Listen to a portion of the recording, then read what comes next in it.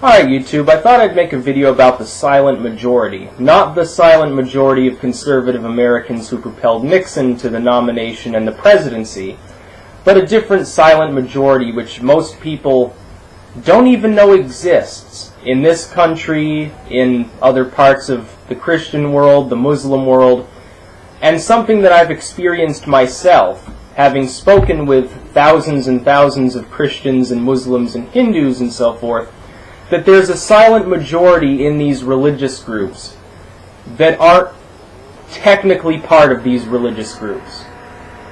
They've done studies before, surveys and so forth of priests and ministers across different religions, and they found, for instance, a study showed 1 in 6 Dutch ministers, the Dutch Protestant ministers, they were actually atheists. They didn't even believe in the God that they were teaching about.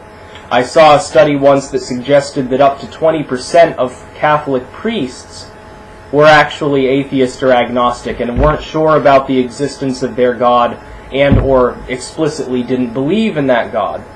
I think the reason for this is that when you have an organized religion, organized around a church structure, a very literal physical structure or an organizational network, you have individuals who are raised in that religion. They retain the philosophical beliefs of that religion. Someone who's, raised Catholic, raised Protestant, raised Muslim, or so forth. They retain that philosophical belief of that specific version of right and wrong. They retain the social network that comes with that community. For instance, an all-Italian neighborhood in New York City where everyone's Catholic, well, they're going to carry that for the rest of their life, probably be part of that network for the rest of their life as well. However, and there is some lightning right now and some thunder, so, you might hear some cracking thunder here. The thing is this. If levels of disbelief in a deity, the specific deity of a religion, are that high in the clergy of that religion, 15, 20, maybe even a quarter of all the people in the clergy, what would the rate be for the laity? You'd think it would be higher. You'd think that the people who were investing years and years of their life in teaching about that religion would be more likely to take it more seriously than the laity that simply goes to church, plays bingo or whatever. I could point out at least half a dozen fire and brimstone evangelist sorts that I personally know for a fact are not actually believers in those gods, or they do so on a merely deistic level, and their charades are primarily to make money, to entertain people, or to be part of that cohesive church community. I would point out Bob Larson, who took his satanic and heavy metal guests out for drinks after the show, it is said, and lavished praise upon them and made jokes about how people actually believed that he was a fire and brimstone exorcist. So you've got this phenomenon. So the silent majority in the United States, there are those who explicitly don't believe in God, which is rising quickly. The fastest growing religious group on earth is non-religion. I've pointed that out before. Wicca is faster in terms of a percentage, but in terms of absolute numbers, non-belief is definitely the world's fastest growing religious group, if you can call it a religious group. It's more of an anti-religious group. I would point out that along with the avowed atheists and agnostics, and along with a great number of deists who don't really take their beliefs seriously, there are those who consider themselves Christian or Muslim or Jewish or whatnot, and yet they don't actually practice the religion literally. They may, for instance, a Christian may pray and read the Bible but not really believe in the God, sort of do it for cultural reasons. They may believe in the God, but they don't really read the Bible or go to church. They may go to church only as a community sort of thing, and when they go home, they do what every other American does, and they don't really believe in any of that stuff that the church teaches. They go there to be part of the community, because it's comforting to people. It builds up a community structure, and in this way, I think churches, in a way, are a positive force in the United States, because they hold communities together. Sometimes for bad reasons, such as, let's all go protest gay marriage or whatever. Other times they hold it together for good in times of grieving or whatever. But the silent majority of the world's population are a bunch of atheists and agnostics.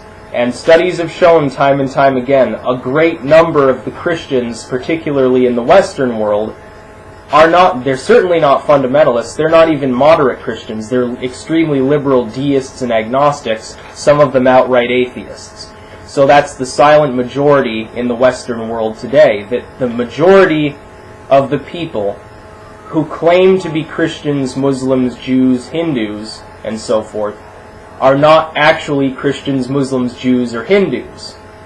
They are atheists, agnostics, and non-literalist liberal deists who predominantly use the church's social structure for their own comfort and gain. That being said, we've already seen the death of religion in the United States. For instance, more than half of the population supports gay marriage. If you read the Bible, it's rather explicit that gay marriage would be prohibited because, of course, there are verses in the Bible that teach that sodomy and all homosexual arrangements are explicitly abominations against God. So you've got to assume that because 3/4 of the United States is supposedly Christian, yet half of the United States proposes that gay marriage is a good idea, that there's a large chunk of Christians in the country that do not interpret the Bible literally, and we can see that this is the case across many cultures. I've met people before who refer to themselves as Muslims on chat sites or whatever. When you press them further, you realize they're not Muslims. They go to the mosque to be part of a social structure. They refer to themselves as Muslims because their family is Islamic, because their friends are Islamic. Most of the people that are around them that are Islamic aren't even Muslims. They're social Muslims who may go to the mosque, may not, may pray, may not even believe in Allah. They do it for cultural and social reasons. I've met many, many Christians who are the same way. Because in order to take a religion and be serious about it, you have to adhere to a specific dogmatic set of commands that comes down either from the God or from some divinely inspired prophet, something which many adherents of all world religions do not actually do. I would say the same is true about Satanism to an extent. Here's an admission about Satanism. Most professing Satanists do not actually literally interpret the Satanic Bible. This is whether it's the Church of Satan, independent Satanists, or whatever. They don't believe in Satan, certainly, because Satanism is an atheistic philosophy. The majority of Satanists do not adhere to the satanic guidelines of the Satanic Bible, nor to any other specific doctrine. They give themselves that label because, number one, they agree with some of the fundamental beliefs of Satanism. Not necessarily most of them, maybe only a few, one or two. They like the community, and they like the purpose. It gives them a sense of belonging and community because man is a social being. Mankind thrives off of socializing. There are exceptions, of course. There are those, I would argue, that Satanists, which merely label themselves as Satanists to be part of a satanic community, are essentially the opposite of Satanism, because Satanism stresses independence. It would be a loose confederation rather than a federal sort of system whereby you have the high priests commanding people, or you have groups democratically deciding what to do. In reality, it should be a more anarchic system than that, whereby people essentially write their own script and do their own thing. That would be what I would consider proper Satanism. And indeed, what would be considered proper Satanism, according to the people who actually founded it. The idea of paying $200 for the little red card sort of goes against the grain of what, ironically, the Church of Satan actually stresses. So most Christians and Muslims and all other religious groups that can be said to be theistic and can be said to be willing to put themselves forward to convert others. I will accept the groups, make an exception for groups which are either not necessarily theistic, sort of more philosophical like most Buddhists, or who don't show a real active interest in converting others. There are certain religious groups, they don't care if you convert to their religion. You won't find any fundamentalist members because that's not part of the religious teaching. Those groups are accepted from this system because they're all basically liberal members. But as for most Christians, most Jews, most Muslims, and most Hindus at least, the majority of the people within these religious faiths either actively attempt to convert others or passively attempt to convert others, either by directly saying you will go to hell if you don't, blank, you will suffer if you don't, blank, Jesus said, blank, or on the other side, the passive side, which would be more the Hindus or some Jews generally, well, our way is best because blank.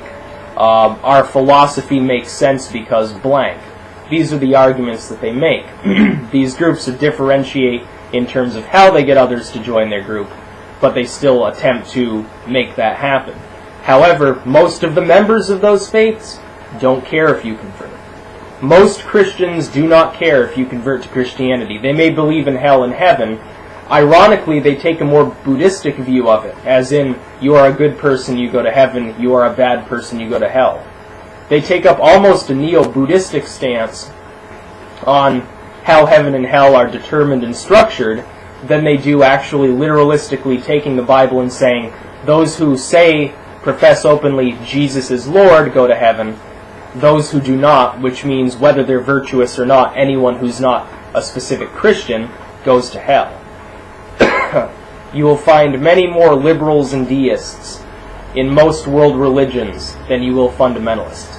Ironically, and as a parting message, I wouldn't consider fundamentalist Christians Christians either.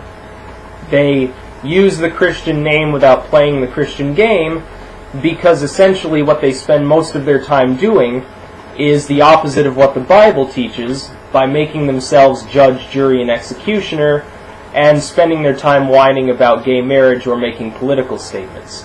And that is essentially what they do. They don't really literalistically follow Christ.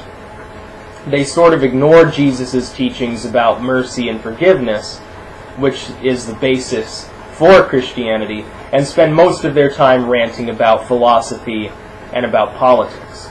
So the silent majority in the world is non-belief, and it is a fast-growing group, because as the internet makes it more acceptable to be a non-believer in whatever religion is the majority in your country, because it connects you to the wider network of atheists or agnostics or deists, as that slowly progresses over time, you will see more and more people converting to these groups away from the dominant religion of their homeland. We see it already, of course, from 1990 to 2001. Non-belief more than doubled in size in the United States, while most religions did not. It doubled from, I can't remember the exact numbers, it's up around 24 million people now, up from maybe 8 or 9 million in the 1990s.